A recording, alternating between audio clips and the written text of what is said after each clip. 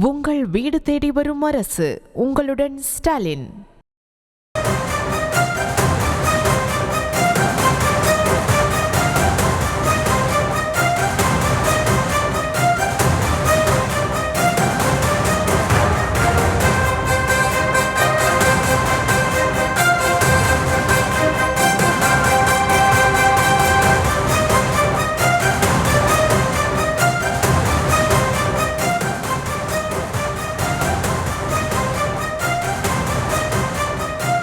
திருப்பூர் மடத்துக்குளத்தில் கொல்லப்பட்ட எஸ்ஐ சண்முகவேல் குடும்பத்திற்கு நிதியுதவி அறிவிக்கப்பட்டிருக்கிறது. அவருடைய குடும்பத்திற்கு ரூபாய் 1 கோடி நிதியுதவி அளிக்க முதலமைச்சர் மு.க.ஸ்டாலின் ஆணை பிறப்பித்திருக்கிறார்.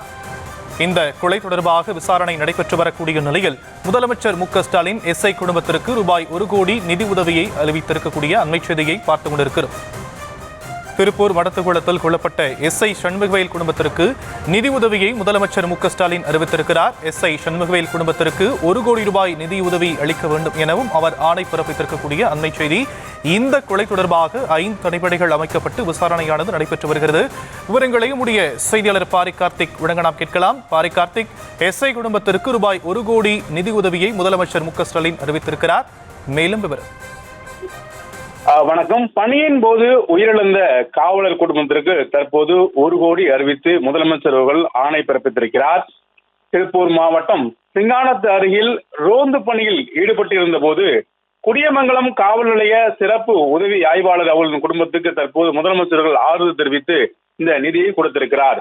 திருப்பூர் மாவட்டம் குடியமங்கலம் காவல் நிலையத்தில் சிறப்பு உதவி காவல் ஆய்வாளர் பணிபுரிந்த திரு சண்முகவேல் அவர்கள் ஆயுதப்படை காவலர் அழகுராஜா ஆகிய இருவரும் நேற்றைய தினம் இரவு 11 மணி அணியில் ரோந்து பணியில் ஈடுபட்டிருந்த போது சிங்கானத்து அருகில் தனியாரின் தோட்டத்துக்கு சாலையில் நடந்த போது அங்கு அடிதடி பிரச்சனை குறித்து தகவல் இருந்ததும் உடனடியாக அங்கு சென்று விசாரித்து எடுத்த போது பிரச்சனையில் ஈடுபட்டிருந்தவர் மூலம் சிறப்பு உதவி ஆய்வாளர் மற்றும் ஆயுதப்படை காவலர் ஆகிய இருவரையும் துரத்தி சென்று அறிவாளால் வெட்டியதில் சிறப்பு உதவி ஆய்வாளர் திரு சண்முகவேல் என்பவர் சம்பவ இடத்திலே உயிரிழந்த அந்த செய்தி கேட்டு மிகுந்த வேதனை அடைந்ததாக முதலமைச்சர் அவர்கள் தனது இரங்கல் குறிப்பில் தெரிவித்திருந்தார். அதன் அடிப்படையிலே தற்போது தமிழ்நாடு அரசின் சார்பில் ரூபாய் 1 கோடி ரூபாய் வழங்கப்படும் என்று தமிழ்நாடு முதலமைச்சர் அவர்கள் தெரிவித்திருக்கிறார்.